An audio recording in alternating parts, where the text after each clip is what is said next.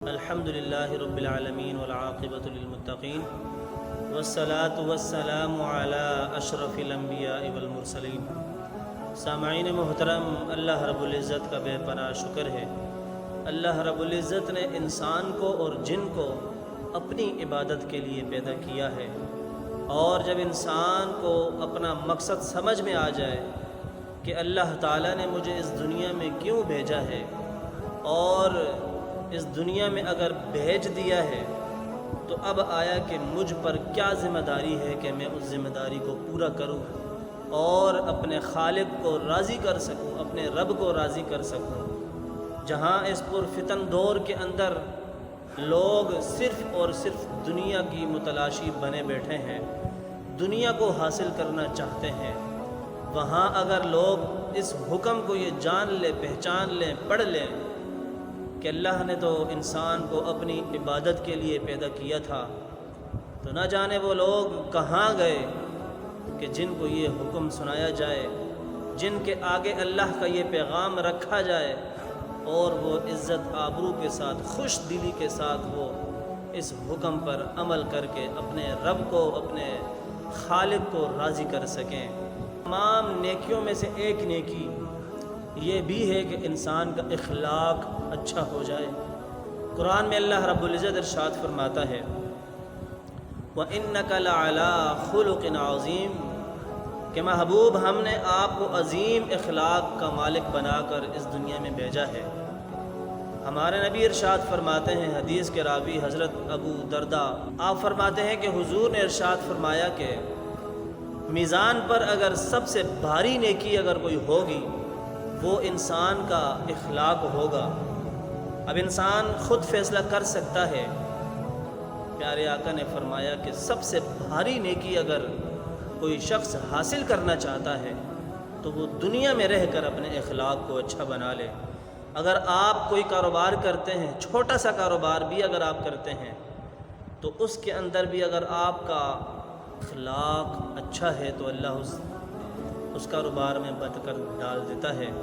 آپ اگر ایک شوہر ہیں اور اپنی بیوی کے ساتھ آپ اپنا اخلاق اچھا کر لیتے ہیں تو آپ کے رشتے میں اللہ تعالیٰ اور برکتیں نازل فرما دیتا ہے۔ آپ اگر ایک باپ کی حیثیت میں ہیں، آپ اگر ایک اولاد کی حیثیت میں ہیں، تو آپ ہر ایک کے ساتھ اگر اپنا اخلاق اچھا فرما لیتے ہیں، اچھا بنا لیتے ہیں، تو پھر ہر رشتے کو اللہ رب العزت چار چاند لگا کر اس رشتے میں اللہ تعالیٰ مزید برکتیں ڈال دے گا، بھر دے گا۔ یہی وجہ ہے کہ ہمارے نبی کا یہ فرمان کہ قیامت کے دن سب سے بھاری نیکی انسان کا اخلاق ہوگا،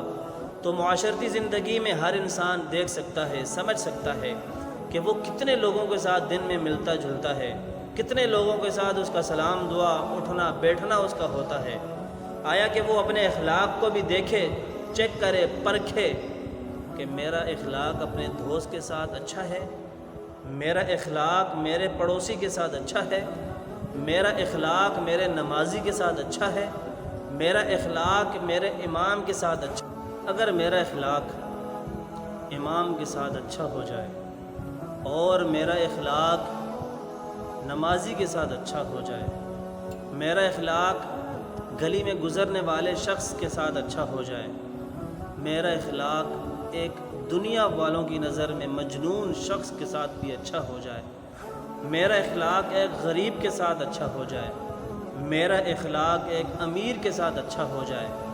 تو پھر جب وہ شخص اس دنیا سے جائے گا تو یقین جانے کہ ہر شخص اس بات کی گواہی دے گا کہ بڑا اچھا بندہ تھا،